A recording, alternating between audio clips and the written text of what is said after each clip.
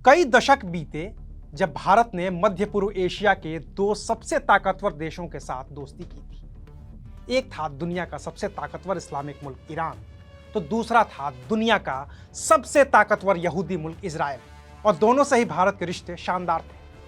अब भी भारत के साथ दोनों ही देशों की अच्छी दोस्ती है, लेकिन अब जब ईरान और इजराइल के बीच जंग शुरू हो चुकी है तो सबसे बड़ी मुसीबत भारत के सामने है कि वो आखिर साथ किसका दे।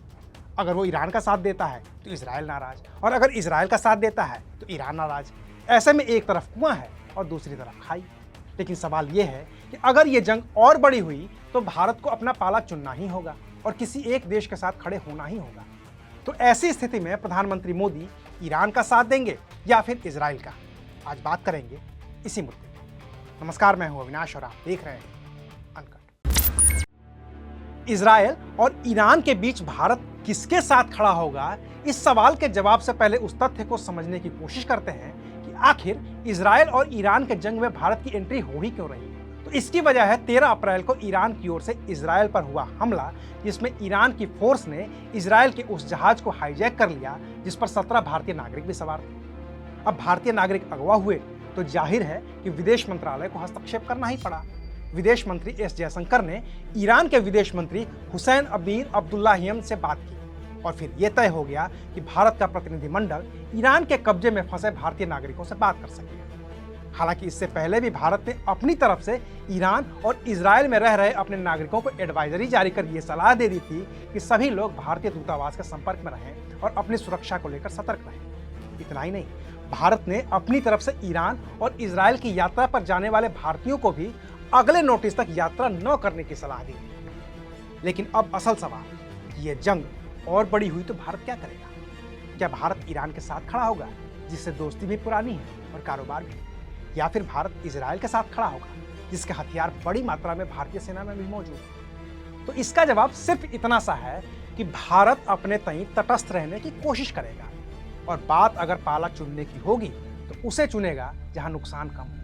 और नुकसान फायदा कम ज्यादा कहां होगा, इसे समझने के लिए थोड़ा ईरान और इजराइल के साथ भारत के रिश्ते को भी समझने की कोशिश करते हैं। तो सबसे पहले बात करते हैं इजराइल की।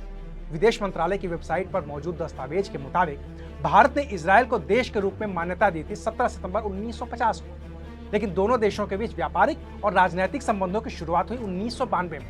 हालांकि इससे पहले भी जब भारत ने पाकिस्तान के खिलाफ 1971 की जंग लड़ी थी तो इजराइल ने हथियारों से भारत की मदद की थी। इजराइल की राजधानी तेल अवीव में भारत की एम्बेसी है तो नई दिल्ली में इजराइल की। इसके अलावा मुंबई और बेंगलुरु में भी काउंसलेट है। रूस के बाद इजराइल ही दूसरा ऐसा देश है जिससे भारत अपने हथियार खरीदता है। 1997 में इजराइल के राष्ट्रपति एजर विजमैन पहली बार भारत आए थे। तब उन्होंने भारत के राष्ट्रपति शंकर दयाल शर्मा, उपराष्ट्रपति के.आर. नारायणन और प्रधानमंत्री एच.डी. देवेगौड़ा से मुलाकात। साल 2000 में गृह मंत्री लाल कृष्ण आडवाणी इजराइल गए थे और ऐसा करने वाले वो पहले भारतीय मंत्री थे। फिर उसी साल विदेश मंत्री जसवंत सिंह भी इजराइल गए थे। 2003 में इजराइल के प्रधानमंत्री एरियल शेरोन भारत आए थे और ऐसा करने वाले वो पहले इजरायली प्रधानमंत्री थे। 2008 में जब मुंबई पर आतंकी हमला हुआ था तब भी इजराइल ने अपनी टीम भेजने और आतंकवाद के खिलाफ चल रही लड़ाई में साथ देने की बात की। वो लगातार आतंक के खिलाफ भारत के साथ खड़े रहने की बात करता रहा है। नवंबर 2014 में तब के भारत के गृह मंत्री राजनाथ सिंह ने इजराइल का दौरा किया था। 2015 में जनवरी और फरवरी में इजराइल के कृषि मंत्री और रक्षा मंत्री ने भारत का भी दौरा किया था। इसके बाद अक्टूबर 2015 में भारत के तत्कालीन राष्ट्रपति प्रणब मुखर्जी इजराइल की यात्रा पर गए थे। 2017 में पीएम मोदी भी इजराइल की यात्रा पर गए थे और ऐसा करने वाले वो पहले भारतीय प्रधानमंत्री थे। जनवरी 2018 में इजराइल के प्रधानमंत्री बेंजामिन नेतन्याहू भारत की यात्रा पर आए थे। इस दौरान उनके साथ 130 डेलीगेट्स थे और ये अब तक का सबसे बड़ा डेलीगेशन था। तब पीएम मोदी खुद प्रोटोकॉल तोड़कर उन्हें रिसीव करने के लिए एयरपोर्ट पहुंचे थे। पिछले कुछ साल में इजराइल और भारत के बीच हुई डिफेंस डील पूरी दुनिया जानती है, और जब हमास ने इजराइल पर आतंकी हमला किया था तो भारत का इजराइल के साथ कदम से कदम मिलाकर खड़े रहने को पूरी दुनिया ने देखा था।